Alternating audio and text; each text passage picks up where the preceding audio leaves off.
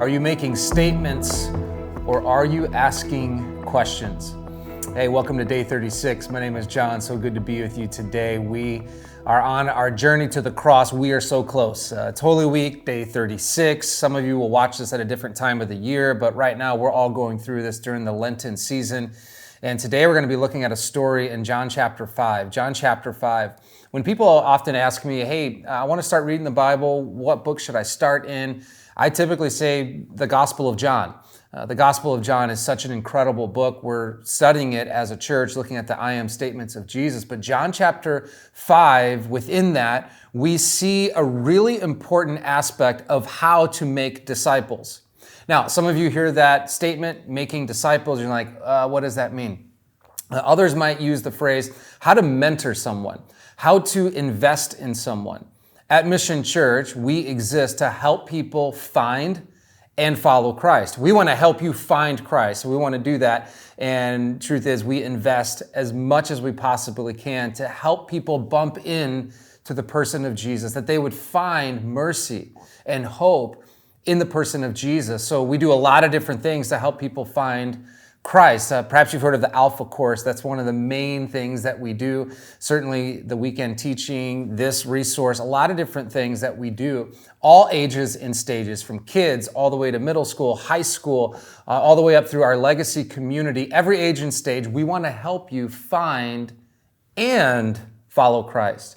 That second part of our mission statement is all about discipleship. Jesus, he came to make disciples, and he commissioned you and I to do as he did, which is making disciples, helping men and women, helping people of all ages and stages make much of Jesus, helping them follow Jesus in every area of their life. That's disciple making. And so what we see in chapter 5 is part of the genius of Jesus. He was the best disciple maker of all time. And one of the things that made him the best disciple maker of all time, we read of in chapter 5. So open up to John chapter 5. I want to show you what Jesus did. John 5, verse 1, it says this: "Sometime later, Jesus went up to Jerusalem for a feast of the Jews. Now there in Jerusalem, near the sheep gate, a pool, which in Aramaic is called Bethesda, and which is surrounded by 5 covered colonnades." Pretty interesting. Not too long ago, I think it was in the late 70s, maybe early 80s, they actually, through an archaeological dig, discovered this. And so pretty awesome. I love that kind of stuff. They discovered this exact spot that we're reading of in John chapter 5. Verse 3, it says, here's what they would do in this area. A great number of disabled people used to lie. They would hang out there. They would lay on the ground. Some of you have been watching The Chosen. There's an entire episode, I think it's season 1 or season 2, on this exact story. So here in this area, they would lie. They would lay down on the ground, the lame, the paralyzed. Verse 5, it says this: "One who was there had been an invalid for 38 years. All right, so this wasn't something new. No, for 38 years, this person was in pain. This person was disabled. This person, we don't know all the details here, but this person was struggling in a significant way. 38 years. That's a long time. And for 38 years, here was this guy, and he was in this specific area because there was all kinds of thoughts and urban legend, you can say, of the healing power of this pool that would be mysteriously stirred, they believed, by an angel.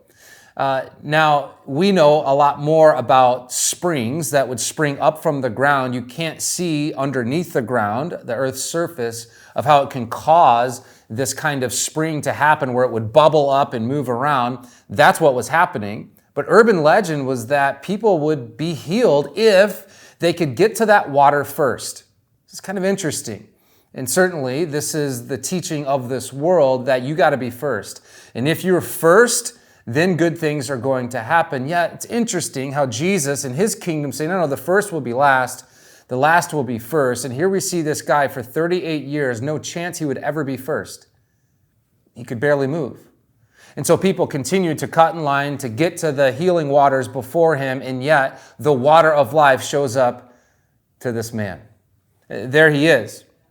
It says one who was there for 38 years. Verse 6, when Jesus saw him lying there and learned that he had been in this condition for a long time, he asked him this question.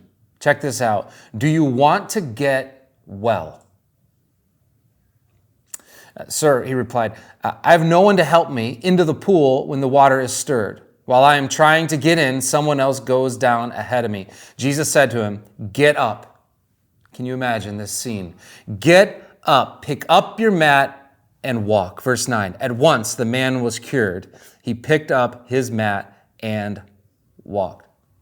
There's so much of this story that we could focus on. The part that spoke to me the most was the question Jesus asked. Why did Jesus ask this? I mean, isn't it obvious? We see Jesus do a very similar thing in the life of blind Bartimaeus. The truth is, we see Jesus over and over and over again in his ministry ask questions. Jesus, in this situation, he asks, do you want to get well? We see Jesus ask the disciples when there was a multitude of hungry people, hey, anybody got an idea here of how we can feed these people? We see Jesus ask the woman at the well, will you give me something to drink? We see Jesus ask Peter, who do you say that I am? And yet right here we see Jesus ask this guy who had been struggling, hurting, disabled for 38 years, do you want to get well? Why does Jesus do this? He does this because of the power of questions. He made statements, and statements have a purpose. The I am statements, significantly powerful and important and impactful. Jesus made statements, but that actually wasn't the norm. For Jesus, the norm was questions. Over 300 questions Jesus asked within his ministry. Why is that? Well, statements, they are powerful and they're helpful and they land, but questions uncover. Questions cause people to think about what they really want. Questions reveal. Questions cause someone to slow down enough to get underneath to what is actually going on. So let me ask you again, are you making statements or are you asking questions? A survey was done not that long ago that came to find out that on a daily average, get this, moms are asked 300 questions a day. 300 questions a day. And so kids, I just want to just say, hey, you're doing a good job, right? You're asking questions. To the moms that are watching this, you're like, I'm so sick and tired of all the questions. The kids were asked, hey, why are you asking so many questions? Get this is funny. 86% of the kids said, well, we go and ask dad, and dad says, go ask your mom. Over 300 questions a day, kids are asking their mom. And so let's just learn from the kids once again. Let's ask questions. I don't know who God has put in your life that you are helping follow Christ. But what if we were to take a page out of Jesus' book today, literally? What if you and I, instead of making a statement, those have a place, we instead choose a question. We use a question to get underneath, to help this person discover what they're actually thinking, to help this person discover what their fears or doubts actually might be. This is how the master disciple maker did it. He made statements, but he asked a whole lot more questions. Are you making statements or are you asking questions? That's all we have today for day 36. We're almost there. We'll see you guys tomorrow for day 37.